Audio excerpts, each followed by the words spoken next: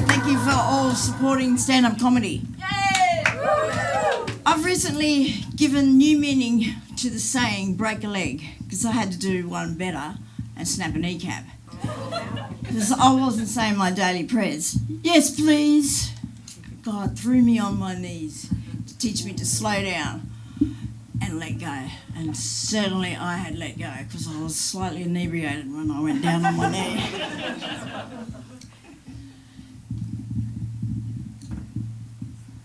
I recently, like a few years ago, had a brain tumour, and my skull is put together with 4 titanium screws and a titanium plate. I'm a bit worried that my brain might fall out. When I was diagnosed with a brain tumour, the neurology specialist said it was your addict behaviour that gave you the brain tumour. I said, okay, prove it to me. Get every addict all over the world on every computer in this hospital and prove it to me. She goes, point taken. When I woke up in the ICU 3 months later, after the operation, the catheter felt like a urinary tract infection and the pumps pumping around my blood felt very restricting and I couldn't escape. So I asked her to remove them. She said, no. I said, well, I'll take them out. Oh, no, you won't. You'll tear yourself to shreds. I said, well, get me out of here. It costs taxpayers $2,000 a day to keep me in here. 3 minutes, 3 seconds later, an old man that must have just come out of an operation goes, well, get her out of here. So that was at 3 in the afternoon. At 3 in the morning, I was wheeled from ICU to the neurology ward. And a very sultry-looking nurse was standing in the doorway with a very, very wicked grin. And then the patient next to me was, with the curtain drawn, was going, Jesus, Mary and Joseph, Jesus, Mary and Joseph, over and over again. I was in hell. But with her performance, I contemplated that I might have been the second coming. Because I was a registered addict at the time, I wasn't allowed to have morphine, so I tried to escape. I left my handbag, my money, my phone, and I tried to escape out the service lift. Lucky there was no food, because I certainly was not dessert. I jumped into the taxi. I had a shaved head, titanium screws, staples in my head, and I was wearing the fashionable RBH gown. No money, no handbag, no phone. I terrified that poor taxi driver, and I got nowhere. The security guard put me in the wheelchair and wheeled me back up and stood while I got my morphine. But I wasn't yet diagnosed with autism. Stupid me was honest and said, oh, I felt that, thank you. And the next day, slow release, punishment. I'm leaving the hospital. The neurology surgeon said, Marinia, I wish all my patients were as colourful as you. I'm still trying to scratch my head about that one. Maybe she was trying to prevent a lawsuit. 3 years ago, inebriated, and this is a common theme with me, but anyway, I'm in AA, but anyway, I was inebriated dancing at my neighbour's and I slipped over and hit my head on his amplifier. 3 weeks later, the titanium screw was cracking.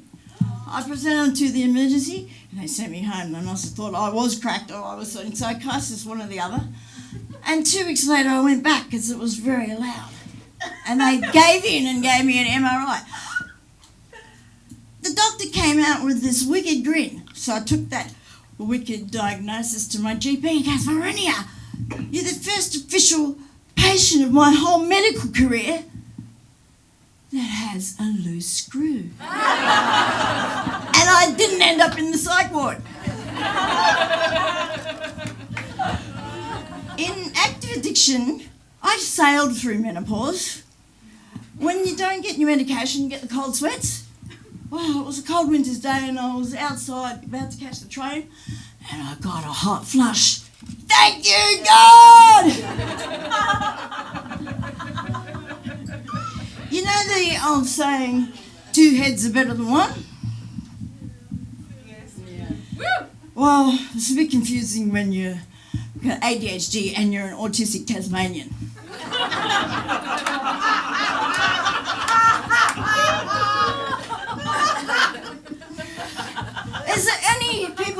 dye their hair? Yeah. Well, I used to dye my hair black, but the regrowth looked like a racing track because I'm just a poor bitch.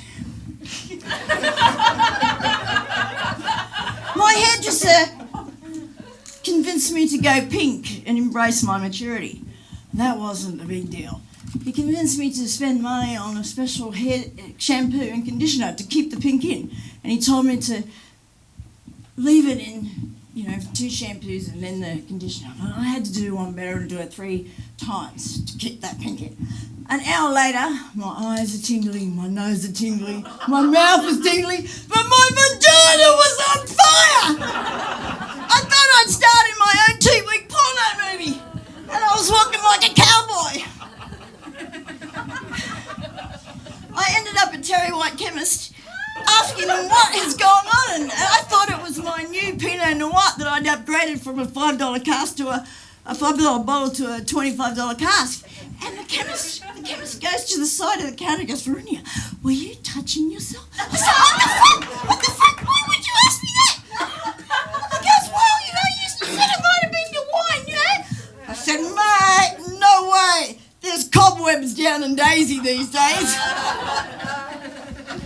The next day, I picked up the shampoo and the penny dropped.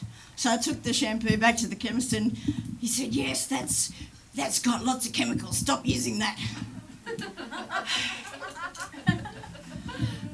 When the next day after my brain tumour, my sister gave me a packet of prunes and the hospital gave me a laxative because I'd been on morphine for 2 days. Well, when I got home, my housemate, they were potheads and I'd had a joint. I forgot, I ate the whole bag of prunes. And my sister had bought a ticket to the Nutcracker at the QPAC.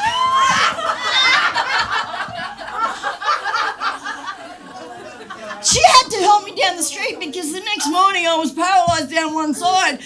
And I should have gone to the hospital, but she'd paid $100 for the Nutcracker. And before the performance, I'm in the toilet, my head is about to explode. I'm shitting black air. And she's knocked on the door going, we're going to miss the show. And then I had to sit in the aisle and, the drums felt like my head was going to explode. I was the star of the Nutcracker that day. Oh, dear. I had a fantasy about being a rock star. I used to be a performance poet at the Bohemian Cafe years and years ago.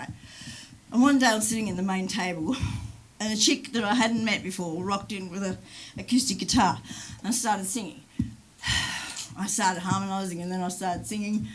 And at the end of the song, she goes, that was about rape. Oh my God, my emotional intelligence was on high beam. I really know a lot about that. And next thing, I had a male groupie. I was a rock star in my head. Anyway, I am studying my bachelor degree, majoring in drama at Griffith University. I'm trying to qualify as a drama queen. By default. My whole life has been one comedy of errors. I've survived brain tumour, epilepsy, PTSD, anxiety, ADHD, newly diagnosed as autistic, and tonight